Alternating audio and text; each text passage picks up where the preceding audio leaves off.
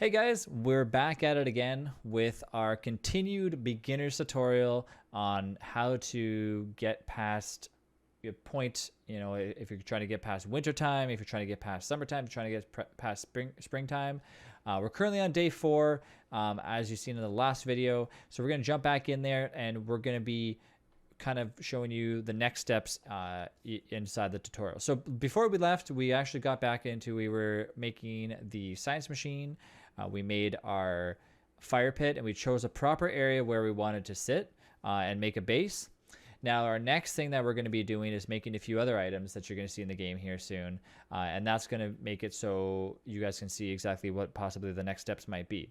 As soon as we get in there, we'll kind of go over a few things. And if you guys have any questions, make sure that you guys leave them in the comments. If you guys have any questions or think that we should have done something different, it's always good to kind of hear a little bit of feedback as well from you guys as well too. So without further ado, let's jump in.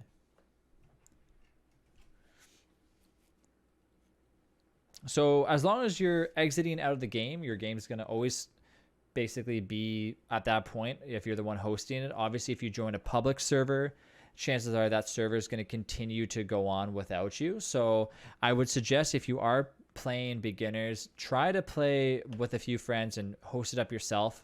That way you're able to kind of see how things progress. I hear a lot of people actually join in public servers and they find out later on that, oh no, you know, things like kind of went on without me and now everybody has like a ton of armor. So if you remember last time we had little Chester with us as well too, kind of explain that with Chester you find yourself with a eye bone that's randomly placed around the map. Usually you can find Chester bones, I think is usually located in a few of the same biomes. I always look for it at the ones that have the mandrakes. And the mandrakes, we'll talk about that after when we get in. So we have our friends joining up, Rob and Kiri again. Hello, Rob and Kiri. And then we're going to start out by going and finding a few things. Before you do anything, as soon as you make that science machine, the first thing you should be able to make right away with everything that we got is a backpack. Now, backpacks, obviously, it doesn't matter what skin you have, but let's go with a nice, cool looking one for the stream. Let's go with a Weber backpack, considering Weber's my favorite character. Now, inventory management is something that a lot of people kind of have their own way. If you want to have certain things certain ways, you can. I like to, as soon as I get a backpack, the first thing I like to do is go ahead and I like to take all my food and put it in my backpack. So you can start it by doing that. You can leave the petals in there as well too. Do not eat petals. The only reason that you would eat a petal is if you were in an emergency situation. As you can see, the petal heals you for +1. But I'm going to tell you, please keep the petals for as long as you can.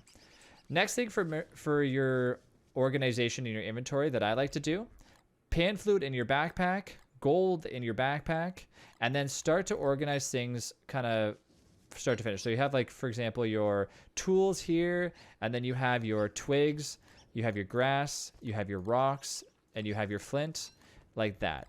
Now, one thing that I like doing in my inventory as well too is I like placing things with the most on the right hand side to the least. So now I know when I'm going out there, I need rocks. It's kind of a reminder to tell you, hey, I don't have very many of these things. I need to get more of them.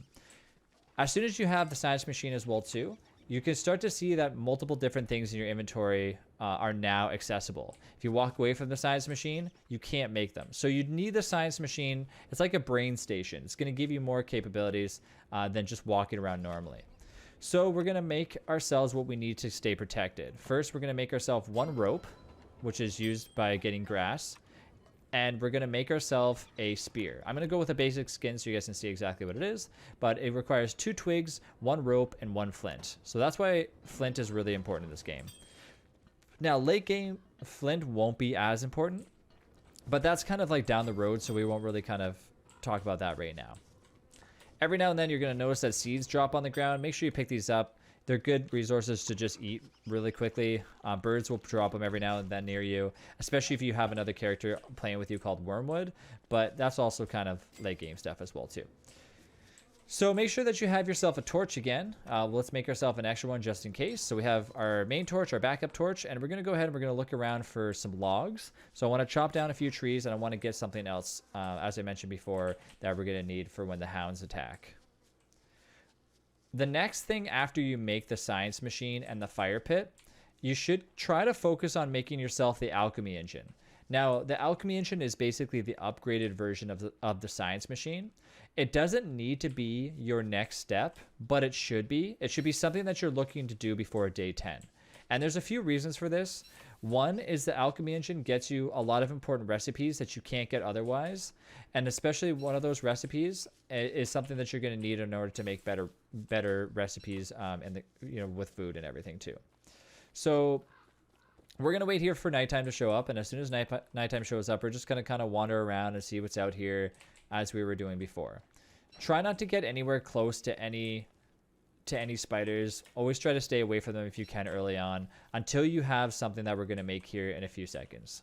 I think we might have most of the things that we need for the alchemy engine already, but if we do, I'll go back and show you what we need. I'm just going to continue to kind of wander around and explore more of the map, and this is a good thing to do at nighttime. If you're playing a game and you're curious what to do at nighttime other than just stand at the base there with a torch in your hand, always explore that's close to your base, so then that way you can always run back if anything happens. I'm also going to go ahead and I'm going to light some of these trees on fire, and this is going to come into what we're going to be using here in a few seconds, which is called a crock pot. Now, a crock pot is what you use to make better recipes. It requires stone, it requires charcoal, and it requires twigs as well too. So you need basically all those things to make them. So burning early game trees is a really good idea. If you find yourself in an area like this that's very condensed, try not to burn that up, because you're going to find yourself a wildfire is going to spread very, very fast and probably give you more issues later on. And you're not going to have a lot of trees to chop down. But keep in mind that trees are always renewable in this game, so no matter what, you're always going to have a lot on you. And as I mentioned before, when it comes to fires, walk off screen. You'll never have to worry about that fire spreading any further, because there's nobody around it to stand near to let it continue to spread. So we're going to walk away. We're going to go over here. Remember, red caps are not really our friends right now, so we're going to ignore those for a little while, and we're going to continue to let our petals rot. And you can see that the spoil meter says spoiling in 2.7 days, and that's going to continue to count down until it's fully finished. So at our base, once again, you can see that there's some resources on the ground already. We have cut stone, we have some boards, and we have some gold. Now, gold obviously can be gathered from these things that you see here, which are your rocks that you would find that has like the gold inside of them. The ones that we went over that do not contain niter, they contain only gold rocks, and they also contain flint as well too. Next up, boards. Boards are made from logs. So whenever you chop down a tree, you go to Refine tab and you click on your board section, and four of them will create one board. So somebody already did that for us, so they've already got that all set up. Next up, we're going to make the cut stone. Now, we don't have a lot of rocks on us, but these cut stones were already made. So rocks are the same idea. In order to make cut stone, you need to refine actual rocks themselves. So that's all good. And we look under the science tab now. You can see that we're only missing things known as electrical doodads. Now, electrical doodads are made by taking yourself with a cut stone and going back to your science tab and clicking on electrical doodads. It's 2 gold pieces and 1 cut stone. So we're going to need 1, and then we're going to need another one. Now we go back to the science tab. We have enough to make the alchemy engine. I'm going to go with the basic alchemy engine skin so you guys can see this. Now, the alchemy engine is exactly what I said it is before. It's the upgraded version of the science machine. So that doesn't mean as soon as you get this, you should honestly just like smash up and destroy your science machine, but you can do that to gather certain resources. So generally, as soon as the alchemy engine's up, I usually smash up the science machine in order to get the resources from it, but I'm going to leave it up for now just because like I said, if any point your alchemy engine gets set on fire, or if somebody smashes it up for some reason, or if a boss comes over and hits it, you always have a backup science machine in case you absolutely need it. So let's just leave it up for now. The next step that we're going to be looking for is what I mentioned before, which is the crock pots. The crock pots are what's going to get us the best recipes in the game. Otherwise, you're basically stuck with eating simple resources, which you don't really want to do. So we're looking for a bunch more rocks. We're looking for the charcoal, and we have the twigs already. On the ground, one of our friends has already gathered us enough rocks, so that's okay. We don't have to go ahead and do that. We're going to head over and we're going to check on our area that has all of the burnt down trees, and hopefully they are all ready to be cut down. Now, remember, pigs are always friendly to you as long as you're human, so you can always hang around the pigs. Don't have to worry about those. And there's a few tricks along the way that you'll learn about pigs in the future, but we won't go too far into them. Just remember that standing next to the pigs or standing next to any type of mobs when you're making your first base might not be the best option. I find a lot of people, tend to stay near the beefalo, and this is a good idea, but it's also a very bad idea at the same time too. And the reason because of that is certain mobs have different abilities that they have throughout the year. And for example, pigs on a full moon, which you'll see here in a few tutorials from now, will turn into what is known as a werepig. And the werepigs will hurt you and try to kill you. So that is one reason why staying next to mobs generally the entire time is not necessarily a great idea. Now, beefalo go through the same stages. Not necessarily, they don't turn into were-beefalos, but they turn into, they basically go into mating season and they have red butts. Now, when they have the red butts, you can't go near them for usually an entire season. Sometimes they'll last a little bit longer. And this can happen a few times a year as well, too. So you want to make sure that if you are going to be near mobs, maybe it should only be a temporary base. At least something to kind of just like let you stand by for a little while, while you maybe choose an actual other starting position. So we're going to go back there and we're going to make ourselves a few, or maybe if anything, just one crock pot right now. I usually suggest, depending on how many people you're playing with, make more than one crock pot. The one thing that you always want to make sure that is that if there's 6 people, I would suggest 2 crock pots. If there's 3 people, you might get away with only 1. It just depends on how many people are in your server at the time. So we're going to look at our food tab, and then we're going to go over here, and we're missing 2 cut stone. So let's go ahead and let's make 1, 2. One thing to note, the idea little light bulb thing that shows up in here, there's 2 reasons why that shows up. One, it's to let you know that you have new ideas, that things that you can make. For example, you have items in your inventory that are lighting up telling you, hey, you have some stuff in your inventory that adds up to make something that you haven't made before. That's a good thing. The other reason is my sanity level is currently at 198. But if I go ahead and I make myself 1 new board, I'm not going to make it right now because I do need it in order to make a few things after. But if I go ahead and I make this board, it's going to increase my sanity by a certain percentage. I believe it's 10. I think it is. I'll have my friends confirm exactly how much sanity you get from it. But yeah, so the one thing that you always want to make sure that you do is that if you are making new 15, sorry, it ups it by 15.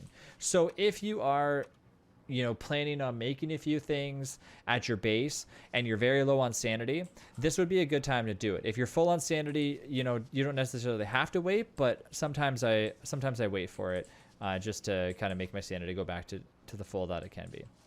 So let's go ahead and make that crock pot. I'm going to go with the basic skin again so that you guys can kind of relate to it. So the crock pot is now going to be 3 cut stone, 6 pieces of charcoal, and 6 twigs, and it's ready to be made. Let's go ahead and refill that fire so we can stay near it as well too. Standing next to a fire, right next to it, is not a great idea. You never want to be right next to it when you're inside of your base. You want to be around it, otherwise you're going to be overheating. During the summertime, you're going to be finding yourself making something other than a fire pit, but we won't talk about that just yet. But just keep that in mind that a fire pit is kind of the start, and then eventually you'll be making a few more. So you don't want to kind of cram your base too full right away, but you want to spend some time to make sure that you leave yourself a little bit of space in your base, and try to leave some room in between certain machines. So we're going to go ahead and we're going to make ourselves a little crockpot station, and we're going to do it a little bit further away. So we have a little bit of room. So when people are cooking or adding stuff to the fridge, which you'll see here in a second, that you'll have enough room for that. So the crock pot is made. We're going to go ahead and make the most basic recipe that you can make in this game. Now, before adding these spoiled foods, generally what I suggest doing, which I don't really do that often, but I really should start doing more often, is always cook your food so it's in the green. When your food is in the green, it tells the game that you're going to be converting it from stale into a cooked and no longer stale format. So you basically are giving yourself a better recipe when it's in the green. I'll show you here the difference in a second. So we're cooking our berries, we're cooking our meat, and I'm gonna go ahead and I'm gonna put the stale meat in first. So stale meat, 3 stale berries. So the beautiful thing about the Show Me mod as well too that I really like is it tells you how long you have.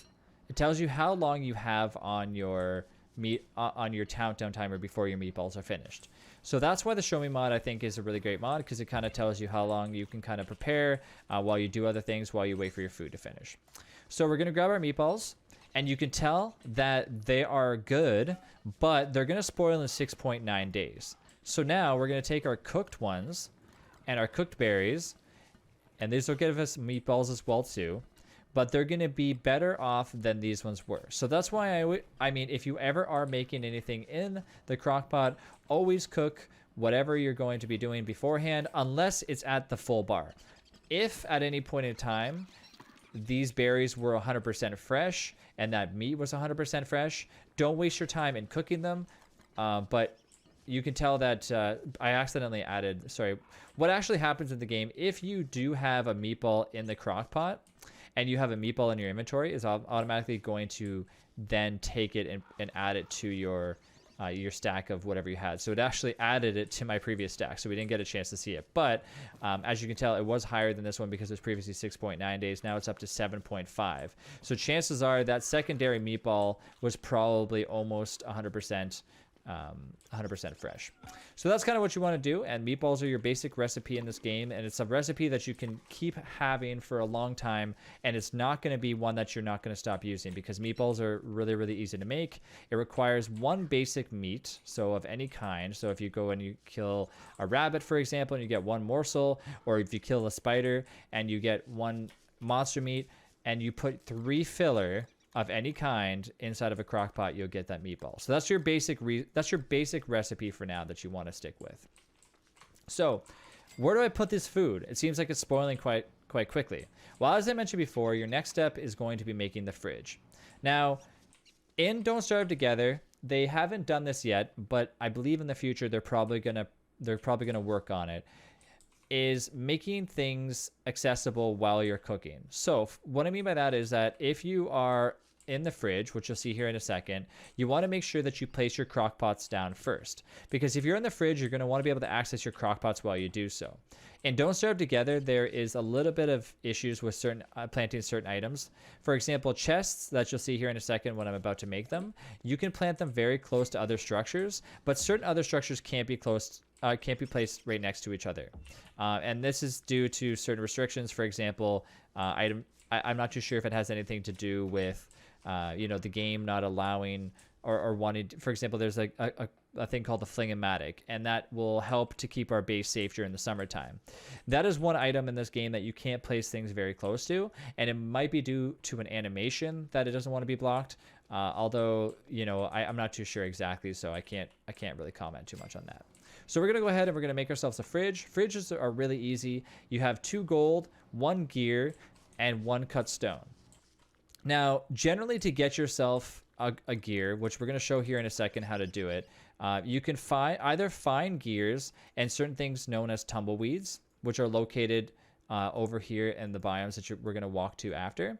And you can also find them in things known as clockworks. Now, clockworks are basically little robots that walk around, and they're going to try to fight you when you get close to them. So once I'm done making this fridge here, we're going to go around and we're going to look for some clockworks, and we'll fight them, and we'll show you how to basically defeat them early games in order to get yourself the gears. And we'll show you, if you don't feel like fighting but you prefer to resort to some RNG and hope to get some, we can go to another biome that potentially can get you some easy gears. So let's go ahead and make sure that we get our cut stone. Then we're going to see that there's now the tab that's open. Our sanity is at 196. Go ahead to our ice box, choose the basic skin. We have the 2 gold, the 1 gear we need, and the 1 cut stone. And now we've successfully made ourselves a fridge. Now I do have 2 pieces of gears here, so I'm going to make 2 fridges just because. And remember, we want our petals to rot. So letting these rot is perfect. Let's go ahead and place our fridge. Let's place this one a little bit. Let's place this one in the middle because I don't know if we're gonna really need to go all out on that, but I think the middle is probably a good spot for it. So as I mentioned before, crock pots first, icebox second. Now, I can open up the fridge. I can put everything inside of it. I can now access each crock pot from the vicinity away from me. So this is exactly why you want to make sure that you place the crock pots first. Otherwise, you're going to put yourself in a predicament where you're not going to be able to actually access them. So if you, for example, place the icebox first, the closest you can get to is probably going to be over here, and it's gonna kind of damper if you're able to access them well. It just becomes kind of a hassle, and it doesn't necessarily have to happen. You don't have to have it, but just for more convenience, it's kind of like the way that I like to do things, and I feel like it might be easier for you when you're making any sorts of recipes. Thanks again for watching this video. See you in the next one.